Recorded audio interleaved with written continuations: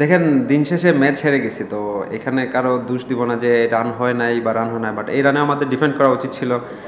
দেখেন আমাদের একটা বড় লস হয়ে গেছে যে আলিশটা খেলতে পারে নাই, তো আলিশটা খেললে হয়তো সিনারিটা অন্যরকম হতো। তো আমার কাছে ফিল হয় ওরে আমরা অনেক পাওয়ার প্লেতে মিস করছি, পাওয়ার প্লেতে ওটা কিছু রান হয়ে গেছে, তো থাকলে ওরকম হয়তো নাও হতে পারতো। তা আমি এটা বিশ্বাস করি না যে রান কম হয়ে গেছে রান বেশি হয়ে গেছে, আমার কাছে বলছে রান এনাফ ছিল বোর্ডে, আমরা হয়তো ডেলিভার করতে পারি না। দেখেন ম্যাচের মধ্যেই ছিলাম আমরা সব সময়, আমরা অন অ্যান্ড অফ ছিল, ওদের কাছে একবার যাচ্ছিল আমাদের কাছে আসছিল, যখন আমরা উইকেট নিছি এক ওভারে শরীফুল 2টা উইকেট নেয়, তখন আমার ফিল হচ্ছে যে আমরা ম্যাচটা জিতে যাব। তো আমার আবার যে সময় আমি যখন বোলিং করি তখন আমার কাছে কয়েকটা উপরে বল আসছিল, তো হয়তো গ্যাপ করলে হয়তো ম্যাচটা আরও আগে আমাদের হাতে চলে আসতো।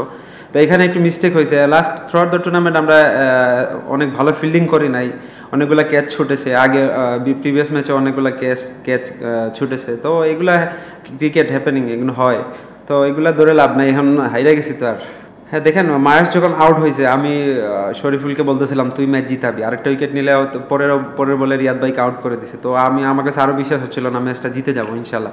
তো ওইখানে কিছু মিস্টেক হয়ে গেছে, আমরা প্ল্যান অনুযায়ী বল করতে পারি না, শুরুতে মিস্টেক হয়ে গেছে যে পাওয়ার প্লেতে আমরা তামিম বাইরে হয়তো প্ল্যান অনুযায়ী বল করি না, মুখে মুখে বল দিয়ে হয়ে গেছে, তো এটা আমাদের একটু কস্টলি হয়ে গেছে। পাওয়ার প্লেটা আমরা আর একটু ভালো বল করলে হয়তো ম্যাচটা আমাদের হাতে থাকতো না। দেখেন আমি এক মুহূর্তের জন্য শারীরিক ভাষা চেঞ্জ করে নাই, আমার ওই বলটা অনেক জুড়ে চলে আসছিল, হয়তো আমি ধরতে পারতাম, কিন্তু আমি যেরকম গেছিলাম স্লো আসবে, বাট ওরকম স্লো আসে নাই, অনেক জুড়ে আসছিল। তো বাট আমাদের থ্রুআউট দ্য টুর্নামেন্ট আমরা দেখেন আমরা কিন্তু কাগজে কলমে এত বড় টিম ছিলাম না, তো এই পর্যন্ত আসছি একমাত্র আমাদের টিম বন্ডিংয়ের কারণে। আমাদের যারা লোকাল প্লেয়ার ছিল ওরা সামনে থেকে নেতৃত্ব দিছে বা সামনে থেকে রান করছে, প্লাস আমাদের বোলিং ইউনিটটা অনেক ভালো ছিল, এই জন্য এই জায়গায় আসতে পারছি।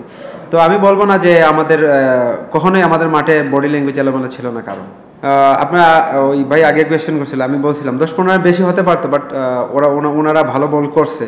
লাস্ট 4 ওভার দেখেন কোনো সুযোগ দেয় নাই, ভালো ভালো জায়গায় ইয়র্কার মারছে, এই জন্য হয়তো রান কম হয়েছে না। আমি বলবো না রান কম হয়েছে, বাট আমি বিশ্বাস ছিলাম এই রানে আমরা ওদেরকে চেপে ধরতে পারবো। হয়তো আমাদের একটা বলার শট ছিল, ওই জায়গায় যদি আলিশ থাকতো, আমি বলছিলাম আলিশ থাকলে হয়তো সিনারিওটা অন্যরকম হতে পারতো। এখানে হ্যাঁ ডিসকাস করতেছিলাম আমি, সানি ভাই, আমি নাইম ভাই, মিথুন ভাই ডিসকাস করতেছিলাম যে স্পিন হয়তো রিশাদ ভালো মাইরা দিব, আমরা বলতেছিলাম যে তালাত্রে করানোর জন্য। তো ওরে বলছিলাম যে আমরা সামনে বল করার জন্য, হয়তো ওর মতো ডেলিভার করতে পারে না, এই জন্য ম্যাচটা অলরেডি ম্যাচটা চলে গেছিলো, বাট আমরা ফাইট ব্যাক করে নিয়ে আসছি। But last over 8 run defend করা অনেক টাফ ছিল আর কি।